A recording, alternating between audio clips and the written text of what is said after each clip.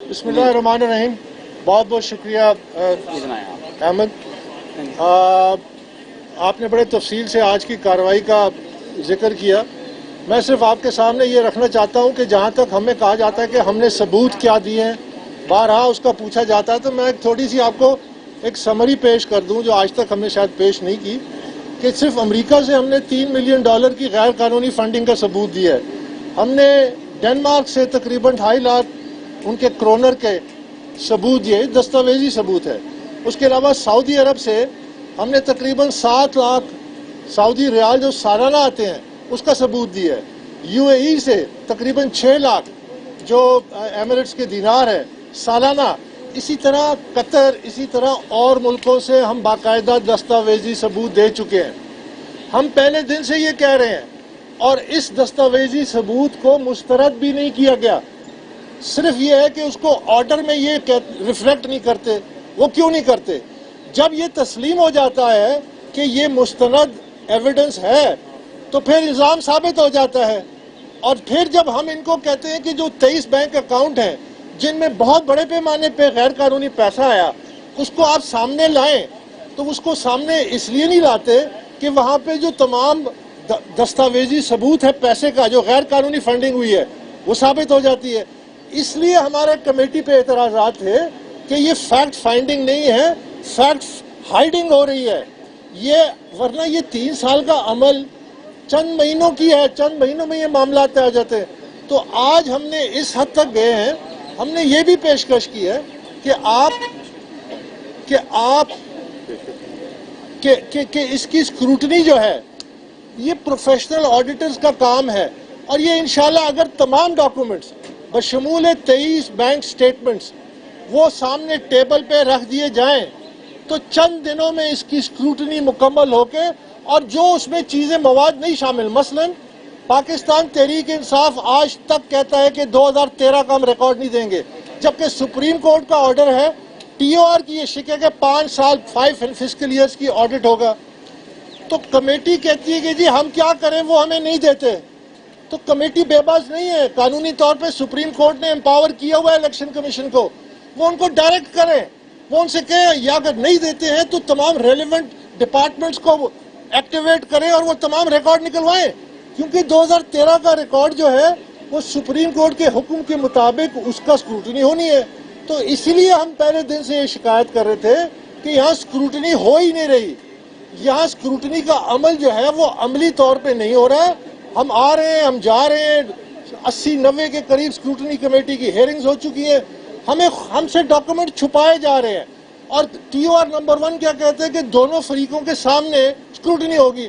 अमलन हमारे आंखों पे पट्टी बांधी हुई है, हमारे सामने जाली डॉक्यूमेंट रख दिए गए हैं और हमें कहा इसकी तस्दीक करो। तो उससे हमने इनकार किया और मजबूर होकर हम इलेक्शन कमीशन में आए कि आप अब ये हुक्म सादर करें कि ये जो सीक्रेसी है, जो आपके प्रीवियस अहकामात मौजूद हैं जिसको हमारे वकील साहब ने बड़े तफसील से इलेक्शन कमीशन के सामने रखे, वो ऑर्डर पढ़ के सुनाए कि आपका ये ऑर्डर कहता है कि सीक्रेसी की इनकी एप्लीकेशन रिजेक्ट होती है, आपका ये ऑर्डर कहता है कि तमाम रिकॉर्ड पब्लिक रिकॉर्ड है।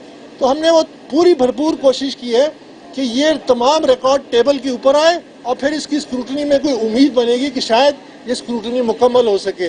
ये आज की कार्रवाई है। हम उम्मीद रखते हैं, हम उम्मीद रखेंगे। पाकिस्तान के इदारे हैं, इलेक्शन कमीशन भी है और इदारे भी है, हम इन्हीं इदारों से इंसाफ लेंगे, ये मैं पहले दिन से कह रहा हूँ। और इंशाअल्लाह हकायक अवाम के सामने रखेंगे कि कितने बड़े पैमाने पे गैर कानूनी फंडिंग हुई है। एक हुक्मरान जमात, ये कौमी सलामती का मामला है। मुझे बताया जाता है कुछ लोगों की ये सोच है कि अगर तमाम सच्चाई सामने आ गई तो शायद ये कौमी सलामती का मामला ना बन जाए, शायद इसकी वजह से हमारा पॉलिटिकल सिस्टम डिस्टेबलाइज ना हो जाए। मेरा जवाब उनको ये है कि सच्चाई को छुपाने से नेशनल सिक्योरिटी कॉम्प्रोमाइज होती है। सच्चाई को सामने लाने से अगर एक हुक्मरान जमात जो कि हमारे इल्जामात हैं इतने बड़े पैमाने पे गैर कानूनी इसकी फंडिंग हुई है तो उनके खिलाफ कार्रवाई होनी चाहिए जो लोग इसमें मुलविस हैं। इस तरह नेशनल सिक्योरिटी सर्व होती है, खराब नहीं होती। बहुत शुक्रिया। जैसा आप लोग सब जानते हैं, आज इलेक्शन कमीशन में हमारी दरख्वास्त जो कि अकबर एस बाबर साहब की तरफ से फाइल हुई थी اس میں بیسک ایشو یہ تھا کہ اسکروٹنی پروسیس کے دوران جو کاغذات پارٹی کی طرف سے جمع کیے جا رہے ہیں یہ تصدیق کرنے کے لیے کہ جو سورس آف فنڈز ہے وہ کاغذ اوتھینٹک ہیں، وہ پبلک ویو میں لائے جائیں یا کم از کم اسکروٹنی پروسیس کے دوران وہ ہم سب سے بھی شیئر کیے جائیں تاکہ ہمیں پتہ لگے کہ ہم واضح طور پر یہ تعین کر سکیں اس بات کا کہ حقیقتاً جو فلو آف فنڈز ہے یا سورس آف فنڈز ہے وہ تھرو پراپر بینکنگ چینلز بھی آئی ہے، اور جس اکاؤنٹ سے آئی ہے وہ بھی ایک پروہیبٹڈ اکاؤنٹ نہیں ہے، اور جس اکاؤنٹ میں آئی ہے وہ بھی پارٹی کا ہی اکاؤنٹ ہے۔ آج جو بحث ہوئی اس کے دو بہت اہم نکات تھے۔ دیکھیں، ہم یہ بارہا کمیشن میں ریکویسٹ کرتے رہے ہیں، جو آخر میں جا کر بہت سال پہلے حنیف عباسی صاحب کے کیس میں سپریم کورٹ نے بھی جس بات کو اپہولڈ کیا، اور وہ یہ ہے کہ یہ پولیٹیکل پارٹی کی ذمہ داری ہے کہ اس نے سورس آف فنڈز کو اکاؤنٹ فار کرنا ہے۔ اس کے ساتھ ایک دوسرا اختیار ممبرز آف دا پارٹی کو ہے کہ ان کے پاس right of access to the records of the party ہے۔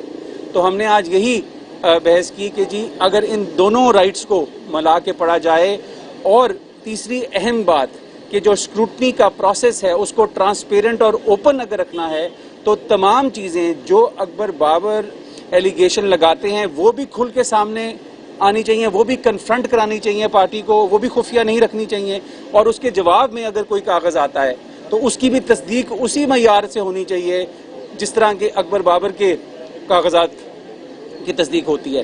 آج تفصیل بحث کے بعد الیکشن کمیشن نے فیصلہ ریزرو کیا ہے، اور ہم پر امید ہیں کہ اس کا کوئی مثبت حل نکلے گا، اور اب یہ اسکروٹنی پروسیس جو ہے یہ انشاءاللہ تعالیٰ اپنے انجام کو پہنچے گا، اور جو بھی فائنڈنگز ہوں گی وہ پھر آپ کے سامنے رکھی جائیں گی۔